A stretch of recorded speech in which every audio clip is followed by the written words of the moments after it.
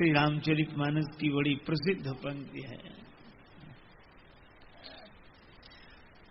श्री तुलसीदास जी महाराज कहते हैं, जो जानने वाले हैं वे जान लें, श्री राम जी को केवल प्रेम प्रिय है। केवल राम कृपा तस नहीं करहीं, जस निस केवल प्रेम।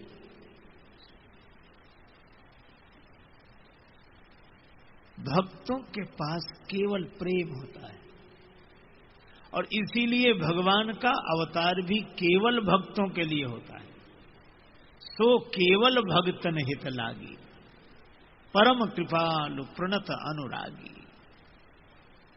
भक्तों के लिए भगवान विभिन्न रूप धारण करके प्रकट होते हैं। एक बार किसी ने कहा कि श्री राम जी वनवासी क्यों बने? लोगों ने अलग अलग उत्तर दिए। उत्तर बड़े महत्वपूर्ण थे, पर एक भक्त ने बड़ी सुंदर बात कही। दशानन के वध के लिए भगवान वन में नहीं गए। जाते तो सेना साथ लेकर जाते।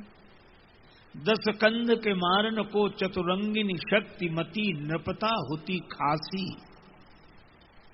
ऋषि मुनियों के सत्कार के लिए यदि वन जाते तो ऋषियों मुनि के सत्कारण को बहुयज्ञ विधान होते सुखदासी। तरह तरह के यज्ञों का आयोजन करके महापुरुषों को आमंत्रित करके उनका अभिनंदन करते, और फिर श्री भरत ऐसे महात्मा का भाव रखकर भगवान श्री अवध आ जाते। मन राखते बंधु भरत को ओसी, घरे फिर जाते प्रजा के उपासी। फिर बन गए क्यों? उस भक्त ने पुलकित होते हुए कहा, शबरी बनवासिनी होती न जो, प्रभु राम हु ना बनते बनवासी। शबरी माता के लिए भगवान बनवासी बनते, केवट के लिए भगवान बनवासी बनते, यह प्रतीक्षा कर रहे हैं। भगवान कभी तो कृपा करेंगे। हमारे परम वंदनीय पूज्यपाद श्री बिंदु जी महाराज का बड़ा प्रसिद्ध पद है, यदि नाथ का नाम दया निधि है तो दया भी करेंगे कभी न कभी। अघहारी हरि दुखिया जन के दुख क्लेश हरेंगे कभी न कभी। जिस रूप की शोभा सुहावनी है, जो छटा अतिशय मन भावनी है, उसी रूप सुधा से स्नेहियों के दृग प्याले भरेंगे कभी न कभी। जहाँ गीध निखाद का आदर है, जहाँ व्याध अजामिल का घर है, वही वेश बना के उसी घर में हम जा ठहरेंगे कभी न कभी। और एक तो इतनी सुंदर बात कही कि किस आधार पर आप कहते हो कि हम वहीं पहुंचेंगे? तो कहा कि देखो, मुकदमे में गवाह मिल जाए तो व्यक्ति जीत जाता है। तो हमारे पास गवाह बहुत अच्छे हैं। करुणानिधि नाम सुनाया जिन्हें, करुणामृत पान कराया जिन्हें, सरकार अदालत में वो गवाह सभी गुजरेंगे कभी न कभी। हम द्वार पे आपके आके पड़े, मुद्दत से इसी जिद पर हैं अड़े। अघ सिंधु तरे जो बड़े से बड़े, तो ये बिंदु तरेंगे कभी न कभी। भगवान पर भरोसा रख के भक्त प्रतीक्षा करता है। कौशल्या माता ने प्रतीक्षा की, महाराज दशरथ ने प्रतीक्षा की, लेकिन आज तड़प बढ़ गई।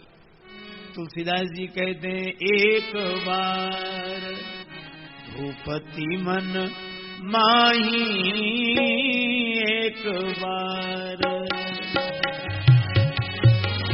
मन माही,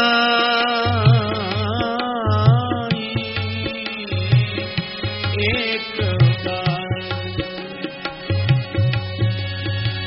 भय गिलानी मोरे सुतनाही, एक बार भूपति मन माही,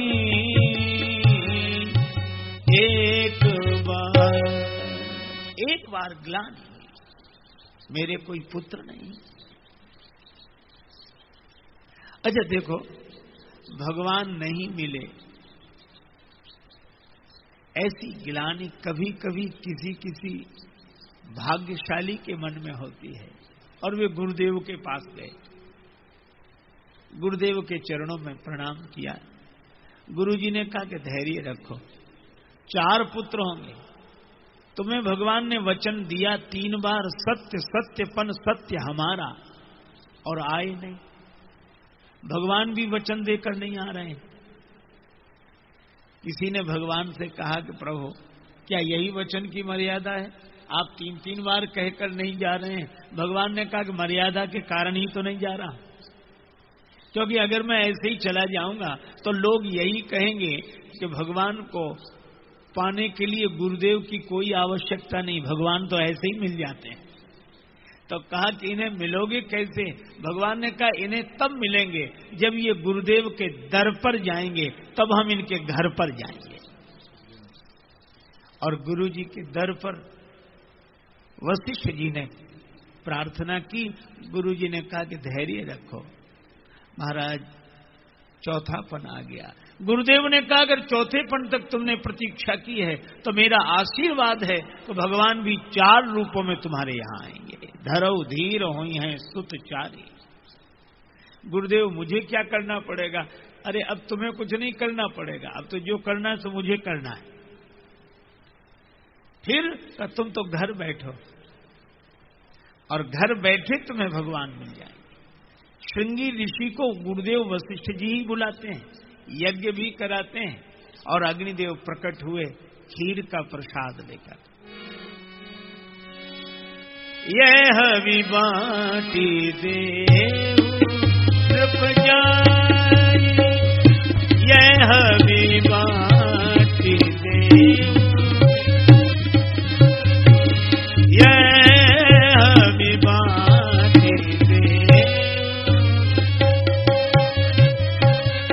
जथा जोग जेहि भाग बनाए, यह विबाटी देव,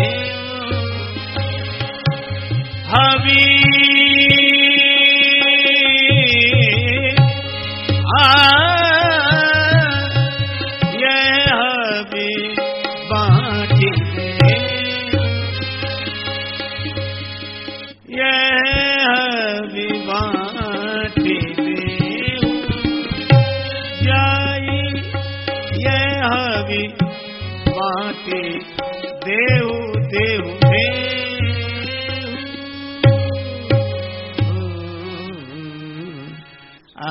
अग्निदेव कहते हैं महाराज ये हवि का प्रसाद बांट लीजिए, खीर। दशरथ जी बड़े प्रसन्न हुए। अच्छा देखो कितनी अद्भुत बात है, खीर से भगवान प्रकट हुए।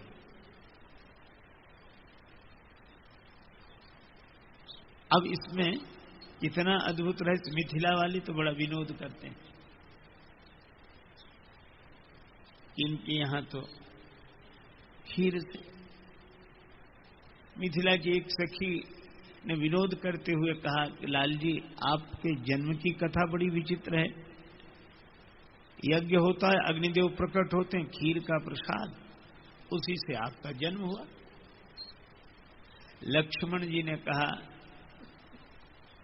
कि वो तो ठीक है कि हम लोगों का इस तरह जन्म हुआ, पर मिथिला में तो इसकी भी जरूरत नहीं। जिसके संतान नहीं होती अपना फावड़ा और टोकनी लेकर जाता है, जमीन खोद कर ले आता है। तुमरे तो मही से सब उपजत अस हमरे नहीं मिलती। तो विनोद की बात है। इस पर हमारे परम वंदनीय पूज्यपाद श्री मामा जी भक्तमाली जी महाराज श्रीमन वो कहा करते थे कि हाँ ये तो ठीक है, लेकिन या में प्रबल पक्ष मिथिला को लखौ उभय परिपाटी, या में प्रबल पक्ष मिथिला को लखौ उभय परिपाटी, काम करे जो खीर अवध की सो मिथिला की माटी। अयोध्या की खीर जो काम करती वो मिथिला की मिट्टी। बड़ा अच्छा, बहुत सुंदर भाव। पर मैंने एक बार उनसे निवेदन किया, हमने कहा इस पर हम भी एक बात कहें। बोलो कहो कहो। ऐसे विनोद करे तो हमने कहा कि देखो, या में प्रबल पक्ष आपने कहा मिथिला का है, पर या में महिमा अवधपुरी की, मिथिला की कमजोरी। बोले कैसे? हमने कहा खीर ते प्रगटे चारी, मृत्तिका ते भई एक किशोरी। तो हंसने लगे, विनोद की बात है, पर ये खीर से भगवान प्रकट हो रहे हैं, यह एक अद्भुत रहस्य है, बड़ा बढ़िया। देखो खीर में भी तीन, हमारे यहाँ तीन की बड़ी महिमा है। खीर में भी तीन चीजें मिलती और संयोग ये देखो तीनों सफेद, दूध, चावल और चीनी। दूध भी सफेद, चावल भी सफेद और चीनी भी सफेद। अच्छा, ये तीनों का सम्मिश्रण। अच्छा, ये दूध क्या है?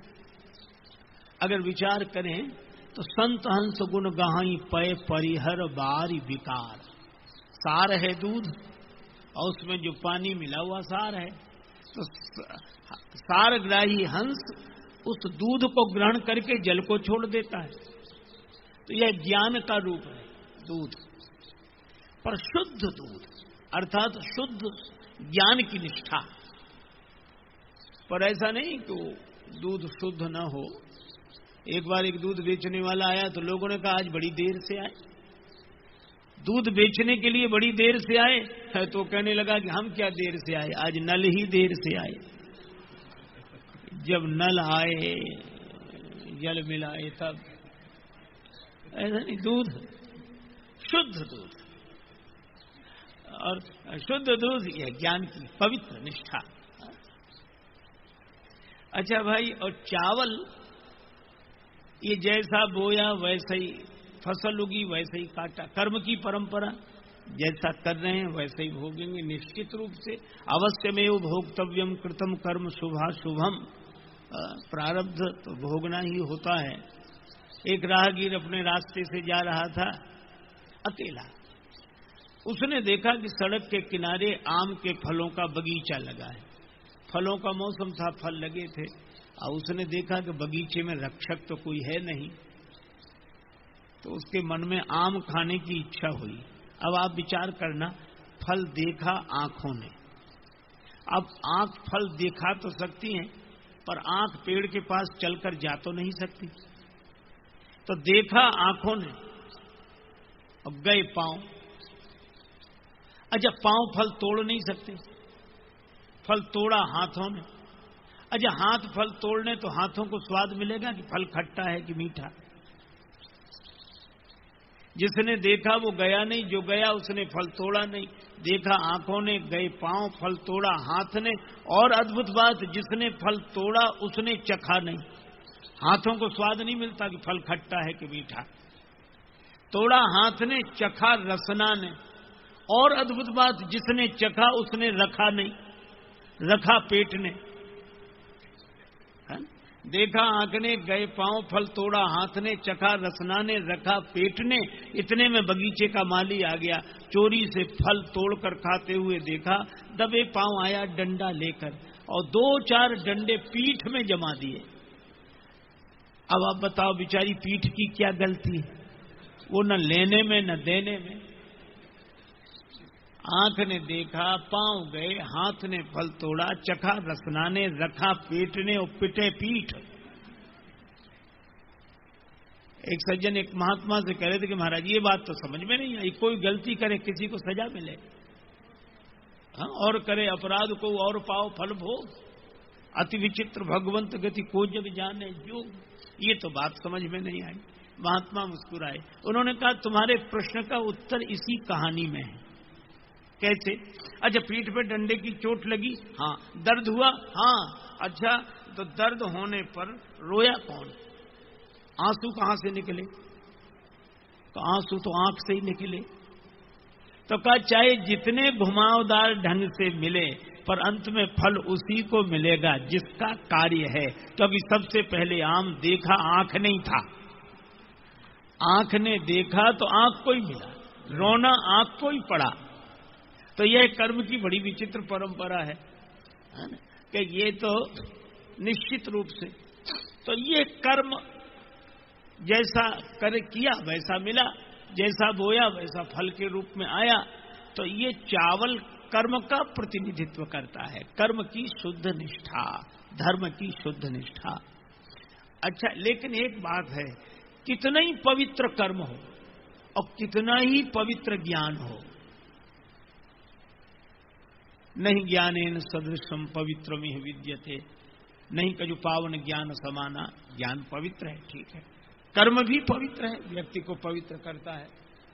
लेकिन एक बात है, कितना ही ज्ञान पवित्र हो, कितना ही कर्म पवित्र हो, लेकिन जब तक इसमें भगवान की भक्ति न मिले तब तक मिठास नहीं आती, जीवन भी मीठा नहीं होता। पवित्र ज्ञान होने पर भी और पवित्र कर्म होने पर भी। तो ये मिठास क्या है? श्री तुलसीदास जी कहते हैं, भगति मधुरता जाए, ये शर्करा, और यह मीठा कर देती है ज्ञान को भी कर्म को भी। और यह शर्करा भगवान की भक्ति है, यह भी श्वेत। और कितना अद्भुत संकेत कि तीनों शुद्ध और तीनों पवित्र और तीनों की निष्ठा मिली हुई हो, ज्ञान भी हो, कर्म भी हो, भक्ति भी हो। अच्छा, तीनों मिल कब सकते हैं? जब तीनों का संबंध भगवान से हो, अभिमान से ना हो। अभिमान से होने पर तो हम एक एक के पक्ष में हो जाएंगे और उसके लिए ही सारे तर्क देंगे। लेकिन जब ये भगवान से जुड़ जाती हैं भावनाएं, निष्ठाएं, हमारे सिद्धांत, तो ये तीनों मिल जाते हैं। अच्छा, तीनों का मिल जाना क्या खीर बन जाना है? नहीं भाई, फिर अग्नि में तपे और अग्नि तपाकर इसको परिपक्व कर देती है, तब खीर बन जाती है। और यहां तो स्वयं अग्निदेव ने प्रकट होकर खीर का प्रसाद दिया। तो यह तीनों की परिपक्व निष्ठा से बनी हुई जो खीर है, और कितना सुंदर संकेत है कि इन तीनों को इस रूप में, खीर के रूप में कोई अपने भीतर उतार लेता है, उसी के भीतर से भगवान प्रकट हो जाते हैं। यह मानव संकेत है, खीर से भगवान प्रकट हुए। अच्छा, एक अद्भुत बात, जैसे खीर में तीन, इसी तरह माताएं भी तीन। और दशरथ जी से कहा, यह भी बाटी देहु नृप जाई, यह भी बाटी देहु नृप जाई।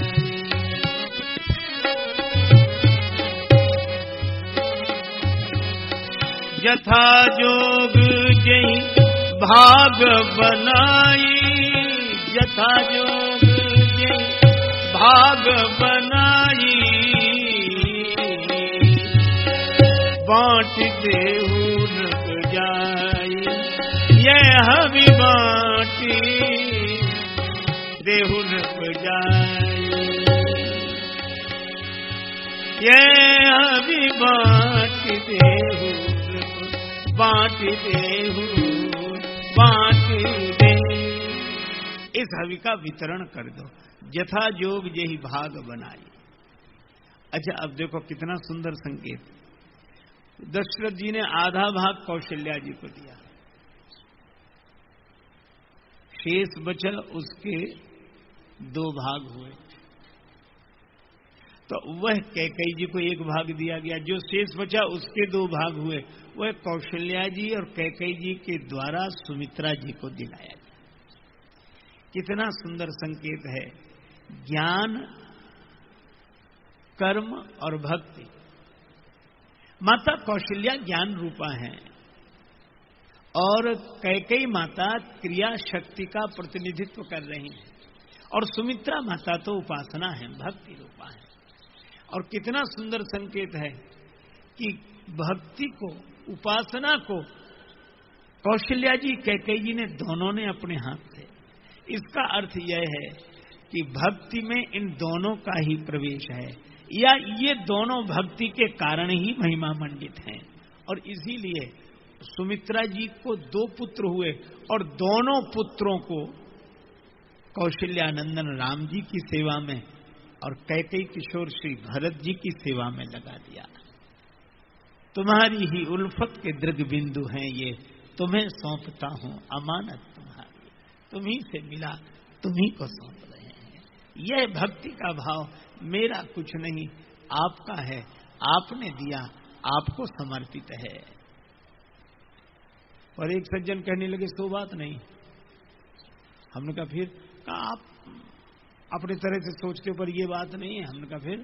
कहा कि सुमित्रा माता बड़ी चतुरा थी, वो जानती थी कि अयोध्या के इतने बड़े राज्य का बंटवारा दो के बीच में होगा, या तो कौशल्यानंदन श्री राम राजा बनेंगे या कैकेयी किशोर श्री भरत जी, दो के बीच में ही बंटवारा होगा। तो दोनों के पीछे अपना एक एक बेटा चिपका दिया कि चाहे ये राजा बने चाहे वो राजा बने, हमारा कोई ना कोई बेटा तो सत्ता में बना ही रहेगा। हमने कहा कि आप इस युग में ऐसा सोचते हैं तो कोई आश्चर्य नहीं, युग ही ऐसा है जहां सत्ता ही सत्य प्रतीत होती हो। एक महात्मा ने कहा, क्षणभंगुर जीवन की कलिका कल्परात को जाने खिली न खिली, मलया चल की सुशीतल मंद सुगंध समीर मिली न मिली, मम शत्रु कुठार लिए फिरता तन नम्र से चोट, कलिकाल कुठार लिए फिरता तन नम्र से चोट झिली न झिली, जपले हरि नाम हरि रसना फिर अंत समय में हिली न हिली। ये श्री नम्र जी का ये पद है। जी वाह वाह वाह। पूज्यपाद श्री बिंदु जी महाराज के शिष्य थे श्री नम्र जी, उनका ये शब्द है। तो उन महात्मा जी ने कहा कि जपले हरि नाम हरि रसना फिर अंत समय में हिली न हिली। तो एक सज्जन खड़े हो गए, कहने लगे महाराज विचार हमारे भी आपसे मिलते जुलते हैं, थोड़ा ही अंतर है। तो कहा क्या? बोले आप कहते क्षणभंगुर जीवन की कलिका, हम कहते हैं क्षणभंगुर पुष्प कली पद की। क्षणभंगुर पुष्प कली पद की 5 वर्ष में जाने खिली न खिली, मत के बहुबाढ़ रहे मंगता जनता इस ओर हिली न हिली, और मम शत्रु कुठार लिए फिरता मुझसे वह चोट झिली न झिली। तो फिर फैसला क्या है? नित नोट घसीट भरो घर में, फिर से यह सीट मिली न मिली। तो जहां ऐसा सोच हो उस वातावरण में कोई सुमित्रा माता के लिए ऐसी बात सोच ले तो क्या आश्चर्य है। सुमित्रा माता साक्षात भक्ति भावना का प्रतिनिधित्व करती हैं, समर्पण की सीख देती हैं, जिससे मिला उसे समर्पित। और भगवान इसी प्रेम के कारण आए और भगवान के प्रकट होने का अवसर आया। सब देवता आए, देवता प्रार्थना करके गए, तब भगवान प्रकट हुए। प्रेम ते प्रगट हो ही मैं जाना, राम ही केवल प्रेम प्यारा। माता कौशल्या प्रतीक्षा कर रही हैं। भय प्रगट कृपाला दीन दयाला, कौशल्या हितकारी।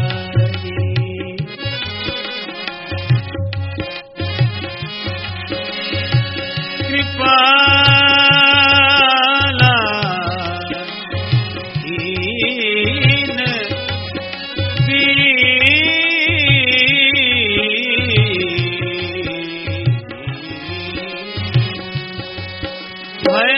प्रगट कृपाला दीन दयाला, कौशल्या हितकारी, कौशल्या हितकारी। भगवान प्रकट हुए और लिखा क्या? भगवान तो सबके लिए आए हैं, लेकिन कौशल्या हितकारी, सो केवल भगतन हित लागे।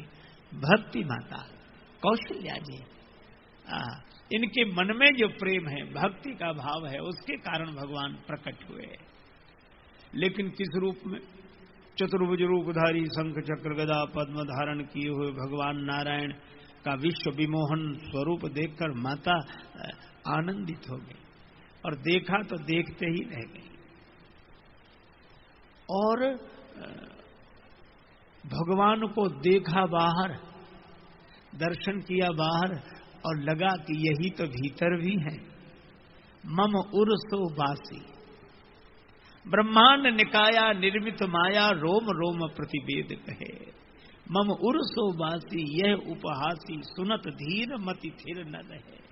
भगवान भीतर भी हैं बाहर भी हैं, बाहर दिख रहे हैं भीतर से देख रहे हैं, तुम्हारी लीला तुम ही है। और जब लगा कि भीतर भी भगवान है तो माता समाधिस्थ होने लगी। जब भीतर मैं हूं ही नहीं भगवान ही है तो भगवान में लीन होने लगी माता। और भगवान ने सोचा कि ये तो ठीक है लेकिन अभी मुझे लीला करनी है, मुझे लगेगी भूख, और माता समाधि में बैठी रहेंगी तो मुझे पैपान कौन कराएगा, गोद में कौन लेगा। तो भगवान ने देखा कि माता को ज्ञान हो गया है। अच्छा, बड़े से बड़े ज्ञानी की वृत्ति को बहिर्मुखी करने के लिए भगवान की एक मुस्कान काफी है। एक मुस्कान, लखी जिन लाल की मुस्कान, तिनई बिसरी वेद विधि जप योग पूजा ज्ञान। आहा, कौशल्या माता भीतर समाधिस्थ होने वाली थी। ऐसी स्थिति भगवान ने ये ज्ञान का सुख तो दे दिया, लेकिन उपजा जब ज्ञाना तो प्रभु मुस्काना, भगवान मुस्कुराए। और भगवान की मुस्कान ही माया है, माया हास, और भगवान मुस्कुराए। आहा, और जैसे ही मुस्कुराए, क्यों? क्योंकि चरित्र बहुत विधि कीन चहे। भगवान चरित्र करना चाहते हैं और माता समाधिस्थ हो रही हैं। तो जैसे ही यह हुआ तो अब कौशल्या जी नहीं बोली, अब कौन बोला? अब माता पुनि बोली। अब माता बोल रही। यही भगवान अपने संकल्प से भक्त के मन में भाव की सृष्टि कर देते हैं, संबंध भगवान जोड़ लेते हैं। माता पुनि बोली, माता बोली। तो अभी जो ज्ञान उत्पन्न हुआ था वो सोमति डोली, वह मति हिल गई, डोल गई। अच्छा, तो अब क्या बोली? तजहु तात यह रूपा। हे पुत्र, इस रूप का त्याग करो। क्यों? भगवान ने कहा मैंने वादा किया था कि मैं आऊंगा तो आ गया। कौशल्या माता ने कहा आ तो गए, पर जैसे आना चाहिए था वैसे नहीं आए। पुत्र रूप में आना चाहिए। अब आपको इस रूप में देखकर कौन भरोसा करेगा कि ये कौशल्या माता का बेटा है? ये किशोर अवस्था, 4 भुजाएं, शंख चक्र गदा पद्म। भगवान ने कहा तो ठीक है, क्या करें माता हम? कौशल्या माता बोली आप छोटे बन जाओ, बस राम ही केवल प्रेम प्यारा। भक्त ने कहा तो भगवान से बड़ा और कौन होगा, लेकिन भगवान तुरंत छोटे बन गए। और छोटे बनकर भगवान मुस्कुराने लगे कि मैया अब तो प्रसन्न हो, मैं छोटा सा बालक बन गया। कौशल्या जी बोली बन तो गए, लेकिन अब क्या? का जन्म लेते ही बालक को रोना चाहिए। अगर बालक रोए नहीं तो लगता नहीं है कि बालक है। बाल लीला तो होनी चाहिए, रोना ही चाहिए।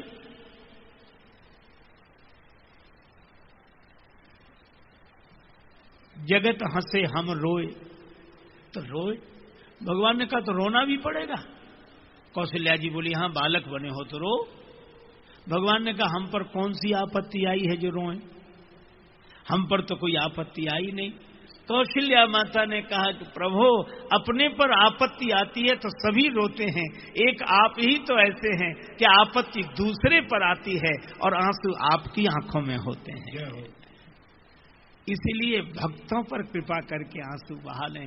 भक्तों ने रो रो कर आपको बुलाया और अब आप रो रो कर अपने भक्तों को बुलाइए। इसीलिए लिखा सुनि शिशु रुदन परम प्रिय बानी, संभ्रम चली आई सब रानी। और भगवान ने कहा ऐसी बात है तो मैं बुलाता। सुनि बचन सुजाना रोदन ठाना, बचन सुजाना, बचन सुजाना, बचन सुजाना।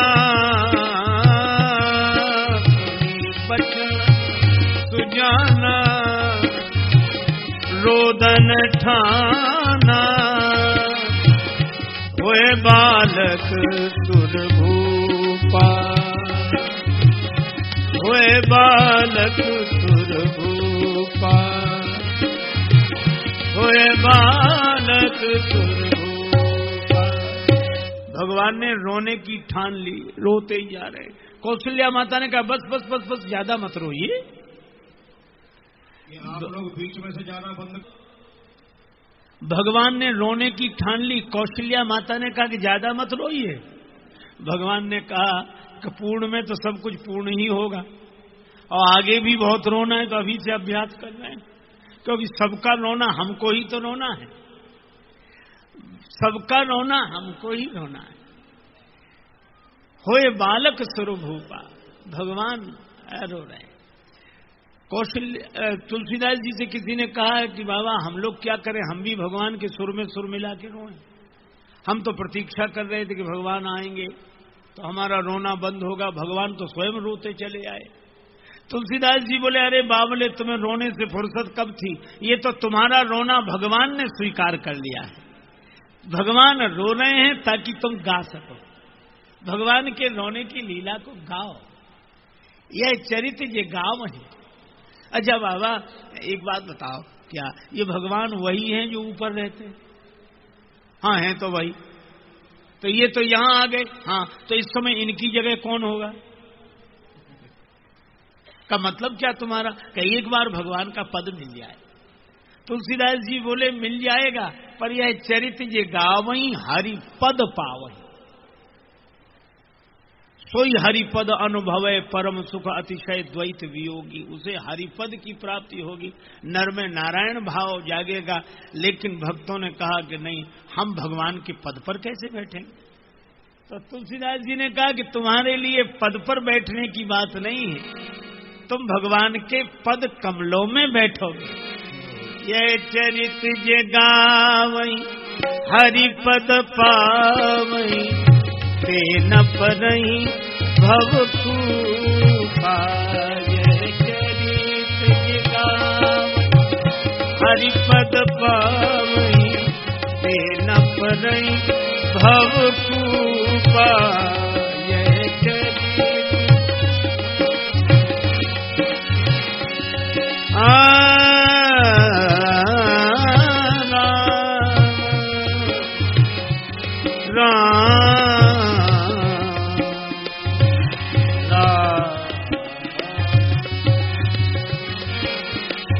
चरित्र जे गावई, चरित्र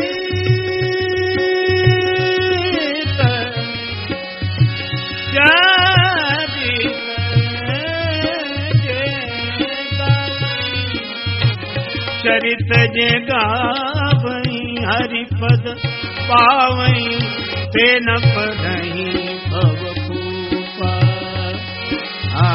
ते न पढ़ई भव खूब, पढ़ई भव खूब, पढ़ई। भगवान प्रकट होते हैं, विप्रधेनु सुर संत हित लीन मनुज अवतार।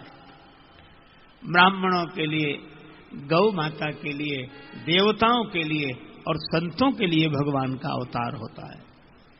एक ने कहा केवल इन्हीं चार के लिए बस? अरे हमने कहा भगवान सारे संसार का भला करने के लिए आते हैं, भक्तों का भला करने के लिए आते हैं, पर इन चार के माध्यम से, ताकि चार पुरुषार्थ हम लोग प्राप्त कर सकें, धर्म अर्थ काम और मोक्ष। ब्राह्मणों की कृपा से जीवन धर्ममय होता है, धर्म जीवन में उतरेगा ब्राह्मणों की कृपा से, और अर्थ जीवन में आएगा गौ माता की सेवा से। कामनाओं की पूर्ति होगी देवताओं के द्वारा। गीता में भगवान श्री कृष्ण कहते हैं कि ब्रह्मा जी ने कहा कि तुम यज्ञ के द्वारा देवताओं को प्रसन्न करो, फिर यज्ञ से प्रसन्न हुए देवता तुम्हारी कामनाएं पूरी करेंगे, और संत के द्वारा मोक्ष की प्राप्ति होती है। तो धर्म अर्थ काम मोक्ष ये चारों मिल सकें, इसलिए भगवान इन चारों की स्थापना करते हैं। विप्र धन तेन सुर संत हित लीन मनुज अवतार। और 4 पुत्रों का जन्म हुआ। श्री राम, श्री भरत, श्री लक्ष्मण, श्री शत्रुघ्न। प्रेम के कारण एक ने कहा, पाए शुभ समाचार नृप के कुमार भये, औधपुर वासी मन फूले ना समाये हैं। आए अनुराग भरे भूप को बधाई देन, नाये नाये शीस तिन वचन सुनाए हैं। धन्य भूपाल मणि राजेश रघुवंश धन्य, धन्य धन्य जननी सपूत जिन जाए हैं। जीवन को फल पायो अवध निवास ने, चौथे पन भूपति ने 4 फल पाए हैं। अब ये एक भजन बोलते हुए फिर विराम। 4 4 4 4 प्रगटे ललनवा, 4 4 प्रगटे ललनवा, भवनवा में बाजे भजनवा। 4 4 प्रगटे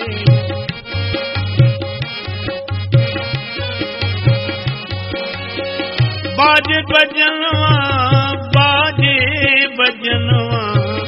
4 4 प्रगटे ललनवा, भवनवा में बाजे भजनवा। 4 4 प्रगटे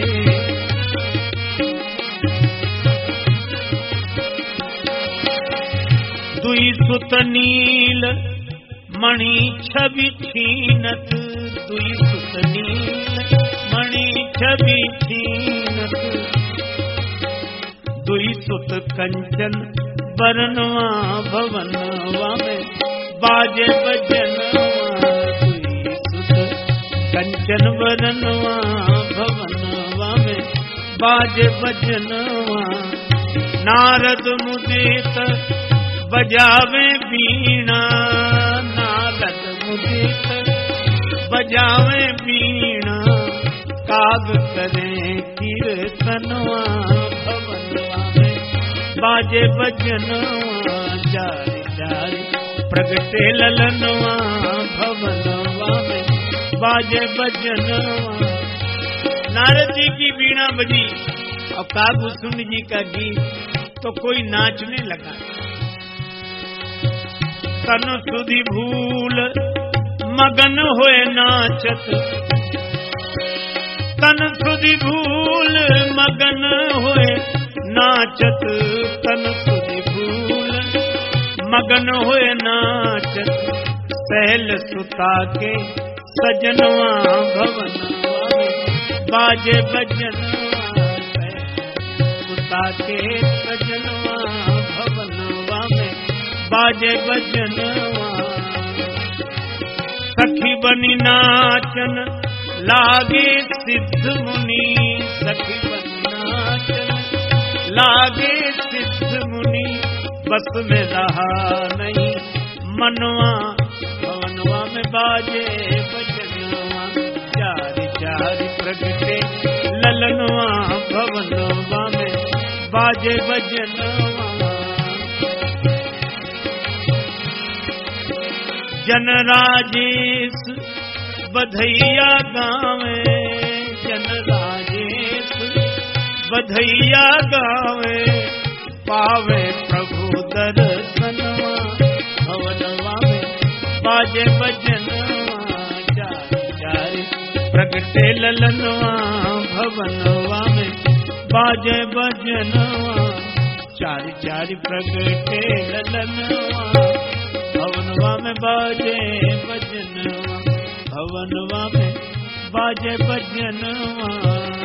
राम ही केवल प्रेम प्यारा, राम केवल प्रेम प्यारा।